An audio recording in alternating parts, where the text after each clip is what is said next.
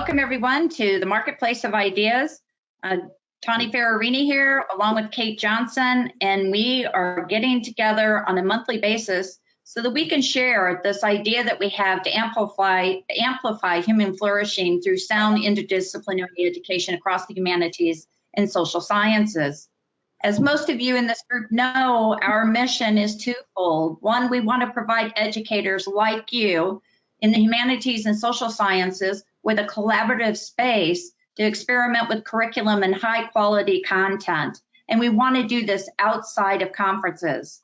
Secondly, we want to provide content to you, the faculty, but also your students. And we want to encourage people to organize and mobilize with some of the organizations that are out there like ISI, FEE, Mercatus, and the list goes on.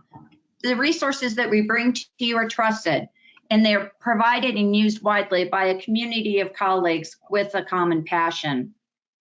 The content we provide here and the content that is available is not a problem. You're going to see with Mike Munger's presentation today, and then some of the work of the authors of Economic Episodes and American History, that high quality content and course design and programs are out there. They're widely available. There's a problem, and that is that the current U.S. landscape is just largely disjointed and fragmented. And our hope is that meetings like this today will continue to help you identify key programs and resources, that you continue to connect with each other outside of conferences, and that you help Kate and I create what we're calling a marketplace of ideas. And with that, I'm going to start, and I'm going to turn to shortly our first presenter, and that's going to be Mike Munger.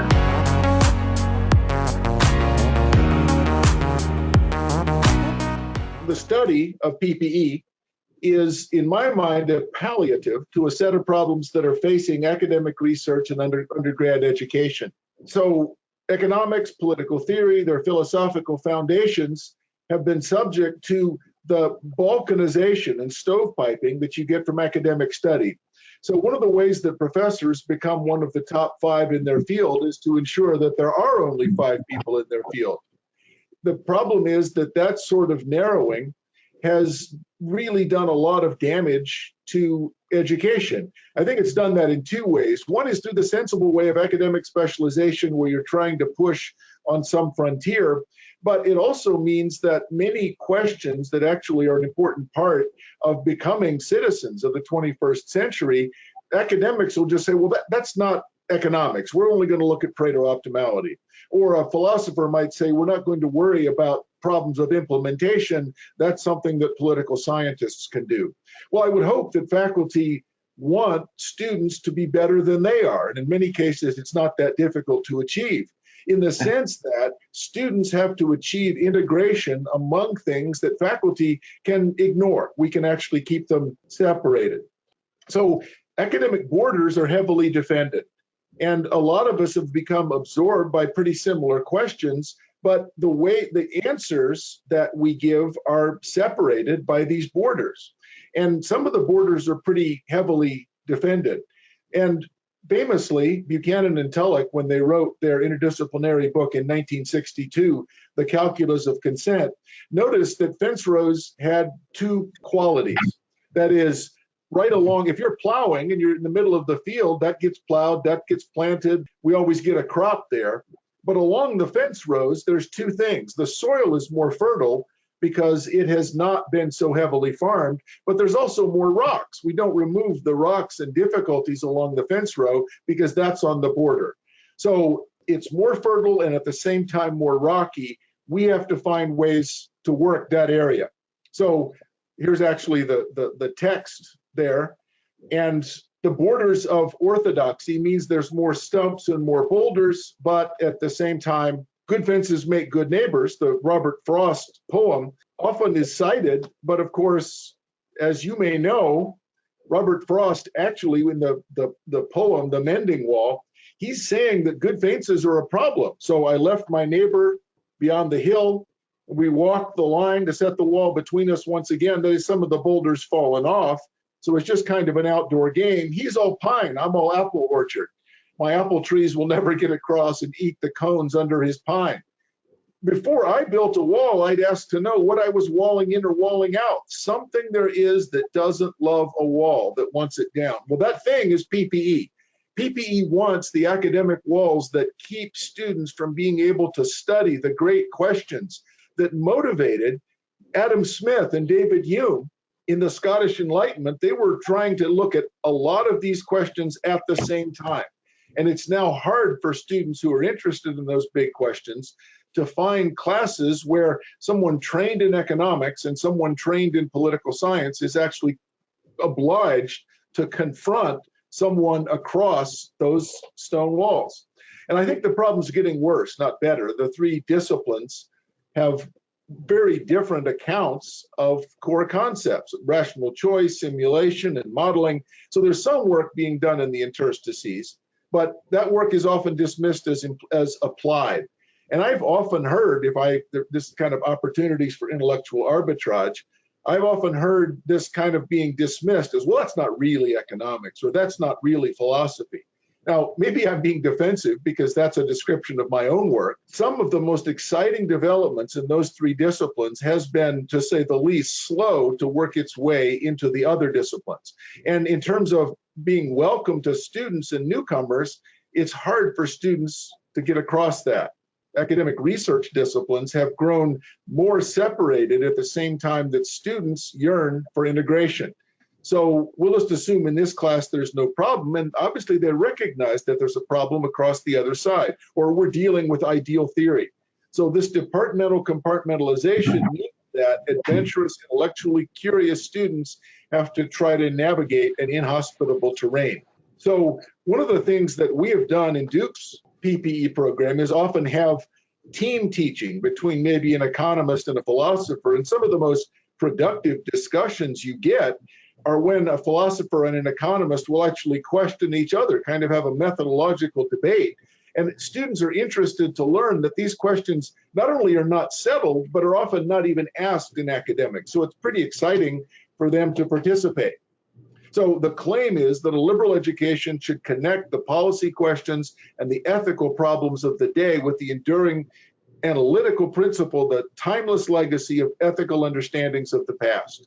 So we all, as faculty, go to graduate school in some field, and then we're supposed to teach an undergraduate major. But the academic boundaries may have little to do with what the undergraduate major should do. And the world rather stubbornly refuses to conform to the academic boundaries that faculty find so professionally convenient. The typical solution has been both makeshift and insubstantial. So I may offend some of you by saying this, and I apologize in advance, but interdisciplinarity is a big buzzword among faculty. It's a big buzzword among academics. But interdisciplinarity usually means that people are confused in multiple disciplines. They don't have enough grounding in anything to be able then to reach out and say, I'm going to try to problematize some of the conclusions that I've mastered in a particular field. PPE promises to allow people both to work deeply within an academic discipline and then try to work across those subject fences that have artificially divided the study of the human condition. Now, you might ask, why those three disciplines? It's not hard to think of other connections, maybe arts, engineering, physics, that might be parts of a liberal arts curriculum. What about law? What about history?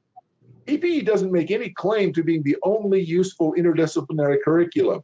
It has, however, stood the test of time in the sense that people that have studied those three disciplines have found that the synergies that they create for leadership, for people who want to go into public service, who want to work as CEOs of corporations, the joke is that a PPE graduate can speak with great authority on any subject for 30 seconds. Well, that seems like an insult, but it's actually not. It's the essence of a liberal arts education, because I can integrate analytic work with philosophical problems, with ethical problems. Now, I may not know a lot about them, but I know where everything goes. And so sort of a crude way of thinking of liberal arts education is, I can place things in their historical and ethical context. I know something about what the Greeks and what the Romans worked on about this, and I also can say something about the latest statistical techniques. So like I said, the demand is that the students are better than the faculty. That's what we're trying to achieve. Second, and maybe no less important, PPE is a brand name. That is, it's unnecessary to explain what it is. Many of the best students that apply to Duke and that apply to other schools, they're actually looking for PPE first. The reason that they apply is they find that your school has a PPE program. That means that you're actually attracting a new audience of students from Asia, from Europe, from South America, from Africa, that will come there and say, I want to be here because of the PPE program. So they salt the student body with some new people that have a much broader perspective, and they improve the classes that they participate in. The short version of the argument for PPE, I would say, is to synergize and to problematize. First, the synergy is there's a lot of useful research that can be done in the study of unanswered questions at the interstices. But it also problematizes in the sense that there's a lot of unquestioned answers in each of the three disciplines. So unanswered questions and unquestioned answers are what I think are the essence of the PPE approach. Now, one difficulty with that is, as faculty, we're used to saying we've mastered something. We're actually going to have to admit some of these are more difficult than answers that I've been teaching for years. It may be that we have to think about this more deeply or a little bit differently. As you may know, the first PPE program was founded at Oxford to replace the ironically called greats or great books.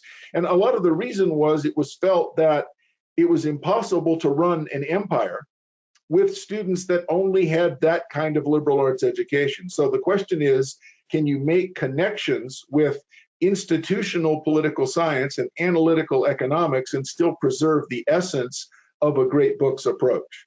So one of the reasons that PPE has grown so rapidly, I think, is that it's a way of smuggling a great books and a Western civilization curriculum back into universities where those names are often objected to by faculty. But PPE is something that's generally accepted, and so students end up reading a lot of great books. They end up looking at Western civilization in a way that's both critical and useful. So the Oxford program is, in American terms, a major. And so it's actually a standalone major, which is a little bit different from many. If you look at the columns here and the rows in this table, there's some standalone majors, but not very many of those. Some PPE programs are majors, but only as second majors. Some of them are minors or certificates. A minor is something that's entirely within a department. A certificate is an interdisciplinary minor. And then the schools can be integrated or not integrated. Integrated, the Duke program, for example, is integrated. An integrated program is one that has at least bookends that are dedicated PPE courses. So we have a gateway course that all students have to take. It's a shared experience of looking at an introduction to these questions. There's 400 or 500 students a year at Duke that take one of the sections of the PPE Gateway. It's one of the most successful courses at Duke because people recognize that that sort of analytical approach to studying philosophy and ethics is something that many people can benefit from. And then at the other end, we have a capstone course that only the senior majors, the senior specializers, end up taking, and it focuses a lot on debate. And not that many people finish the program. It's an elite program. We're not trying to maximize the number of students. What we're trying to do is maximize the impact on the students that do take it. So PPE, many places, works as an elite program that has a special separate admissions process. At last count, there's about 70 different PPE programs in the United States. So just in the United States alone, there's 70 different PPE programs. There's annual meetings at the PPE Society, and we try to get together students and faculty at the PPE Society. And Duke and UNC also have an annual conference for PPE students. So we'll have 30 or 40 students that come and then do a Liberty Fund style discussion. So I realize I went through that very quickly, but I want to have some time for question. I'm happy that all these slides can be shared with everyone in the group. And let me ask that we now go to questions or comments. We have a question about team teaching. So several of you may have experience with that. Let me say how Duke has done it. One of the problems with team teaching is that usually people are from different units. It's hard to know how to count these. We've been lucky that the course is large enough. Duke is not that big a school. We'll often get 150 or 200 students. And so we can split the credit and still have it count as a class. So, for example, Alex Rosenberg, the longtime chair of the philosophy department at Duke, and I will team teach a section of the PPE Gateway class. And we'll have 150 students. And that means that each of the two departments is satisfied with having that count as a class for both of us. Also, in starting a PPE program, and we were just at University of Buffalo with Ryan Muldoon, one of the suggestions that we made about a way to handle it there is an understanding it's hard to teach the PPE Gateway or capstone because you have to achieve integration in the way that you teach. And it's useful to see, at least the first time you teach it, the way someone from a different discipline approaches these questions. And so the first, you also might have a rule, you might have a dispensation that in order to inculcate, in order to initiate new faculty into the PPE program, it's understood the first time they teach, they'll team teach with someone who's experienced with teaching it.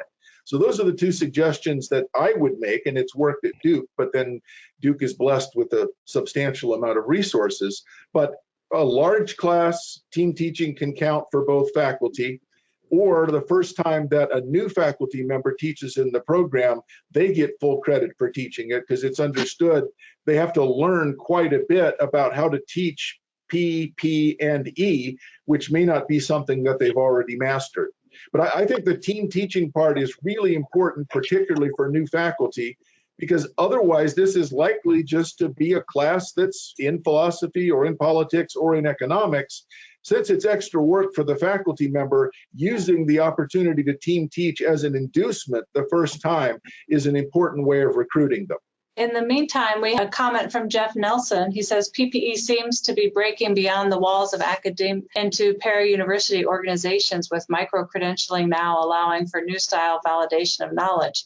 How does this trend affect the trajectory and perhaps wider impact of PPE? I'm not sure what you mean, Jeff. Do you have an example of a para-university organization? Well, ISI, Mercatus, organizations that come alongside the university to provide alternative, modes of knowledge that tend to be, interested in the juxtaposition of disciplines and knowledge in the ways you might suggest, but aren't strictly bound by, the forms of academia. So, I think that's great because it means that this is not just co-opting a brand name. ISI in particular is deeply committed to the goals of PPE. And it means that students, suppose a student is thinking about going to an ISI or IHS colloquium, and you can say, and this, we're going to focus on PPE. They say, okay, I recognize that.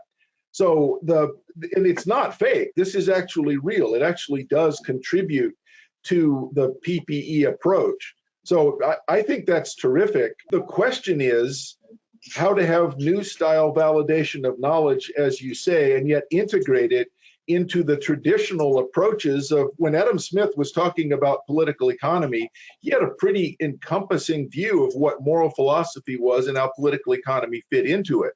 So that actually requires students to stretch their minds a bit. One of the great advantages is that a person whose mind is once stretched, their mind probably never again shrinks back to its original dimensions. I think connecting the para-university organizations, as you call them, with these degree programs, and now I know what you mean by micro-credentialing, it actually allows students to say, this is something that I'm going to take that's going to extend my PPE education.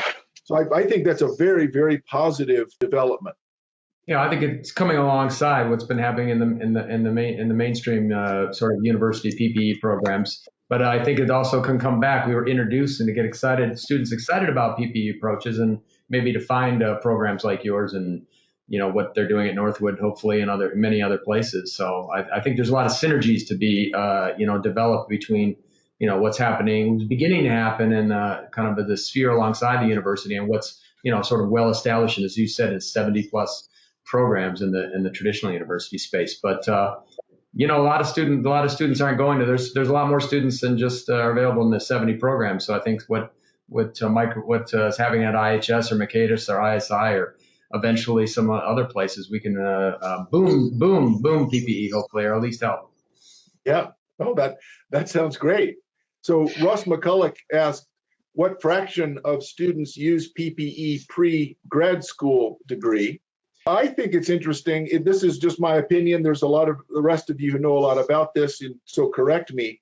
But a lot of students seem to want to practice a kind of homeopathy, where they only take a small amount of the thing they're going to study in graduate school. But of course, graduate schools want people to be broad. The grad schools are going to teach you the narrow techniques that you're going to learn. So instead of studying law as an undergraduate, you should study philosophy in PPE. Instead of studying business as an undergraduate, you should get a liberal arts degree.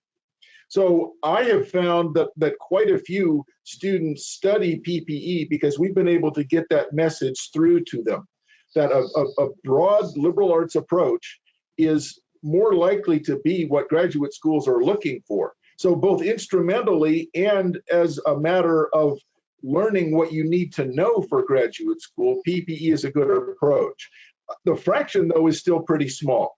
And the reason is most PPE programs are relatively small. They tend to be sort of elite, but it does mean that some students who aspire to go to graduate school, some of the best graduate schools, are likely to go into PPE. So that's a good question about the pre-grad school, because PPE is a really nice preparation because it does give you that liberal arts background.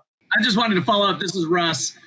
So that kind of was the direction I was hoping you were headed. So your graduates have found it to be a pretty good undergrad degree to hit the job market with too, then I'm guessing, if there's not a ton, that they're not all thinking it's for grad school only, they're entering the job market and doing pretty well, or? Actually, this is my experience at Duke may not be that common, but some of the large, like the large accounting firms that come in and do interviews, they'll actually ask if you've at least had the PPE Gateway, because it's known to be a hard course that also has you thinking broadly. And so that's actually what the accounting firms or the consulting companies are looking for. The PPE is a really excellent preparation if you're going to go work for one of the big consulting companies, because you've got to be able to write, you have to be able to make presentations, you have to be able to participate in debates without becoming angry or flustered. So PPE is a really great preparation for working for consulting. Yeah, can I add to that? Oh, this is Kate. I am 100% behind what Mike just said, and I would go around and interview all the PPE majors at Arizona and say, what are you doing next? And about half of them would go into some further education like law school, or mostly it was law school if they were going on. And some of them would double major, so they were trying to go to econ PhD. But all the rest of them had fantastic jobs. They were, because I looked at them as econ majors who could write and think better, is how and so they just interview really well. So I wonder if that's cause or selection. Yeah, well, it doesn't matter. Yeah, it doesn't matter ultimately. Once it becomes a brand name, it doesn't matter if it's causal or selection. It means that outsiders recognize that's what it means. Yeah, so this gets into Dale's question, and he says, one of our concerns about putting resources into the program is the concern our admissions team has in marketing it, in particular with people concerned about return on investment and employability. What have you learned about the way employers understand the benefits of the PPE, and do they recruit PPE majors? So that's... At Duke, at least, they explicitly by name recruit PPE majors. They will ask. And the same thing happened at Oxford, where it's understood to be an elite leadership degree. And partly that's because it's hard, but it also requires that you are comfortable working in situations that are uncomfortable. You're able to go outside of just narrow disciplinary boundaries and recognize that sometimes you're going to have to work on questions that are not easily answered within the paradigm that you're used to. So one of the things that's kind of surprised me is how many STEM and engineering students take at least the PPE Gateway class. And I'm happy to share the syllabus from the Gateway class. What that means is PPE is a big recruitment advantage.